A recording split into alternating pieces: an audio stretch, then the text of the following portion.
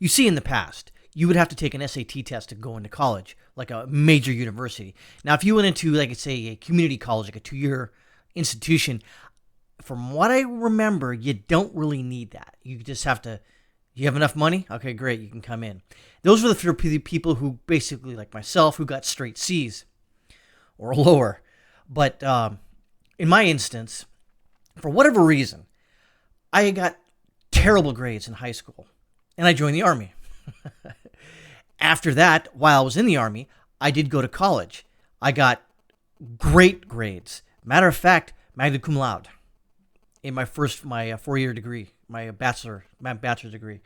Somehow, I know what you're going to say. Oh, they're grading on a whatever they're grading. I got what I got, and I can prove it, but I'm not going to prove it here because it's stupid.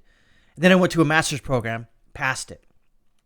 It was difficult. It wasn't easy, but I did it.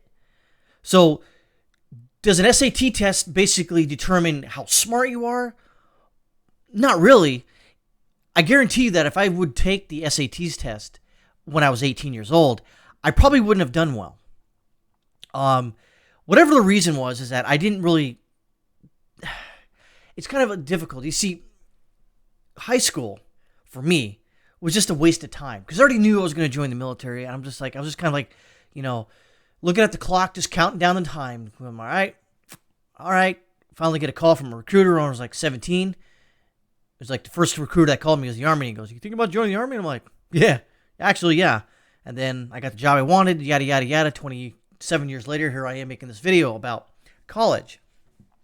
There is something to be said about trade schools for people who aren't necessarily, I guess, I wouldn't say book smart, because there's a lot of people out there that aren't necessarily book smart, but they're smart in other ways. They can fabricate parts. They can, plumb a house. They could do electrical work that other people just can't do, because there's a lot of smart people out there who got, triple-digit IQs that couldn't tell you, how to wire a house properly. Or they go to replace a ceiling fan, and there's a black wire, red wire, and a white wire, and a green wire, and they're like, I don't know what to do, even though they look at the schematics.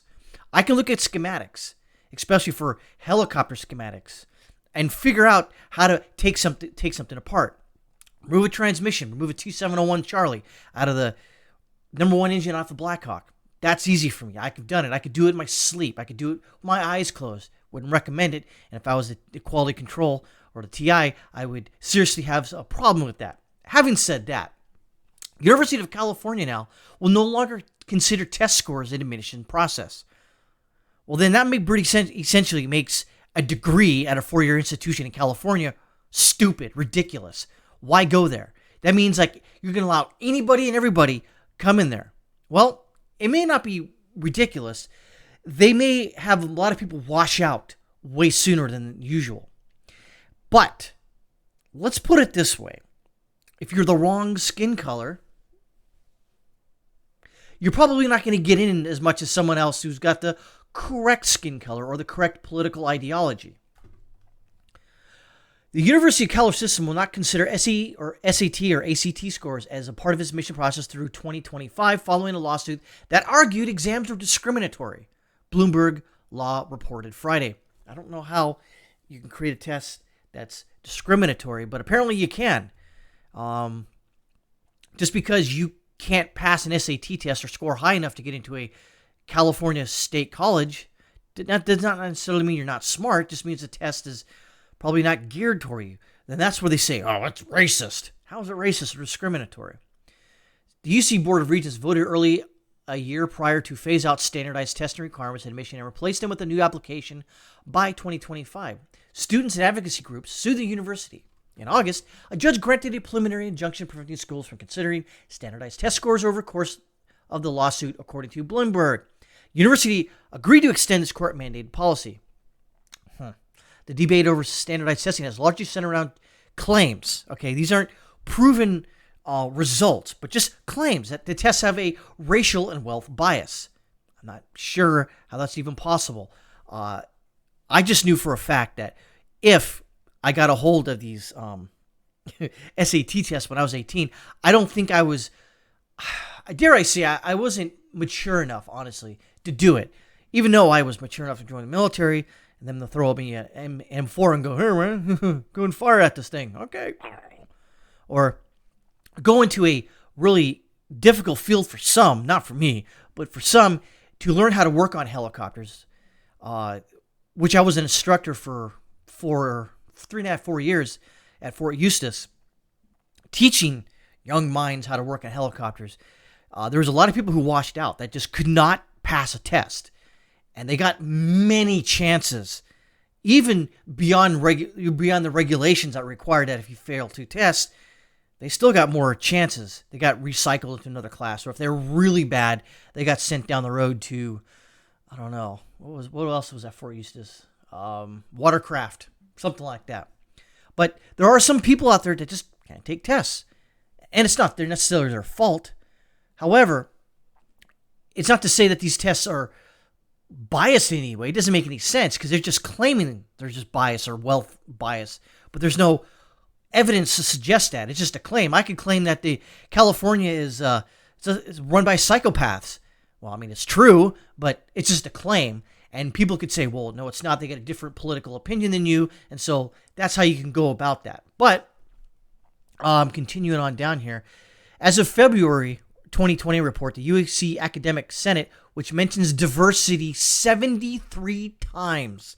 Yeah, diversity is going to really help those young minds into their near future by being diversity, and mentioned it 73 times. Recommended loosening the SAT and ACT requirements in order to address diversity and compensate for inequality. Again, if you're not smart enough it's not even really smart. It's actually, if you're mature enough to sit there and study instead of go out and partying your ass off. If you can't do that, then you shouldn't be in college. You should either be in the military or in a trade school or in a 2-year institution where that's sort of, around the clock studying and writing papers. You can do that, but there's not a lot. This is not college. Is not for people, especially in a master's degree and a master's history program. It is not for the faint of heart. It's not for somebody who doesn't read well or can't ingest new ideas and put them on paper. If you can't do that, then you shouldn't be at an adult institution like this. But if you think that, well, I'm black, therefore I can go in there. Yes, you can, apparently in California. But if you don't have the maturity to buckle down and study for a test that you may claim, oh, I failed a test because it's racial inequality and, then you're stupid. Not stupid mentally, but stupid in the fact that you thinking that this school will bend to you. That's ridiculous. It says, use of the SAT, ACT is not merely bad policy. It violates the California Constitution and anti-discrimination statutes, and therefore legally and morally impermissible. Jesus Christ, really? Students should not have to endure the stress and expense of preparing for and taking an SAT, and the admissions process should no longer be contained by the discriminatory metric. Wow. Imagine that. Where, for instance, if you go into a master's program, you get not only do they look at your scores, your test scores and your grades from your 4-year degree, they also interview you. They also to make sure, okay, what have you written while say for me, they said, what have you written as far as in the past, in your past schools? They want to see writing samples and stuff like that. I actually had to take a course before I went to the master's program because I didn't really have a large catalog of my writings because a lot of my stuff was online. I had no plans to go to a 4-year degree, but until I retired, and I'm like, well, I got to use my GI Bill somehow. I used it, and then I'm like, well, I have no writing samples, and therefore I had to use that. And obviously they accepted me because I'm freaking smart or some crap, whatever. Following the ruling in August, the UC system said it was respectfully disagrees with the determination that the university admissions officials and faculty are best positioned to determine appropriate admissions decision and procedures, taking into account the individual needs and priorities of a particular campus. Wow. Some colleges decided to suspend the use of SAT and ACT scores and admissions during the coronavirus pandemic due to the complications of in-person testing. Harvard announced in June that students who wish to apply for the class of 2025 wouldn't need to provide standardized test scores and wouldn't need to worry about a padded resume. And I think that could be good in a way because a lot of times they said, oh, well, we require a high SAT score or an ACT score. And then, so what? That doesn't mean you're smart. That means you can take a test. It doesn't mean you can study well. It just means you can study well enough to pass the test that they send out booklets for it for every year to study on. If anybody out there who's an aviation mechanic in the civilian world, to get your airframe and power plant license or A&P license, you have to. There's 3 tests. Actually 4 tests you got to take. One's the power plant, which is 1,000 questions. Airframe, which is 1,000, and then general's 500, I think, if I remember correctly. And then you have to meet a DME, was a designated maintenance examiner, which they pretty much test you all day. And I believe you and me, this guy tested me all day. Even the fact that he knew me from, secondhand by other people I was in the Army with, didn't matter. That guy tested me all day. Like, I swear to God, I was there in the guy's office, doing all sorts of, little projects here and there all day for about 8 to 10 hours. There was no, well, I know you, quit, wink, wink, nudge, nudge. No, it's on his butt if I, mess up down the road. It's like, who's DME? It's this guy. Oh, out the door. And so what they do is you take those, they give you a booklet for the 500 question test. They give you a booklet of about 1,000 questions, and you go through that book about 6 or 7 times. All the questions and answers are in the same order, even on the electronic test. And you just basically is memory. And if your memory is good enough to remember what questions comes through, what questions comes after that, you pretty much pass it. It's not easy because there are people who just can't remember things correctly. And so that's just one of the part of it. If you can remember an SAT test such as this and you can do it, I think if I took it now, I probably wouldn't do a good job because I would not have my heart into it.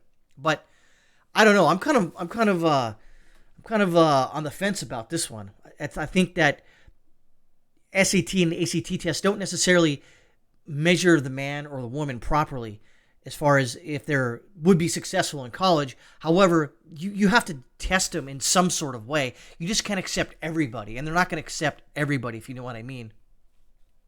You know what I mean? They're not going to accept everyone. They'll accept certain political ideologies and skin colors over others. You get my drift, and you know that's going to be true. So I don't know. I'm on the fence. Basically, my suggestion: don't go to college. It's a black hole. I know a lot of people think that you need to be there. I joined the military. I retired after 20 years. I went to master's program. I did my 4-year bachelorette, and while I was in, I passed.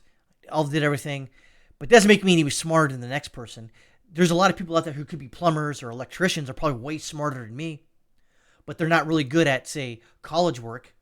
But again, don't go to college. If I'm gonna give you some advice, don't go to college.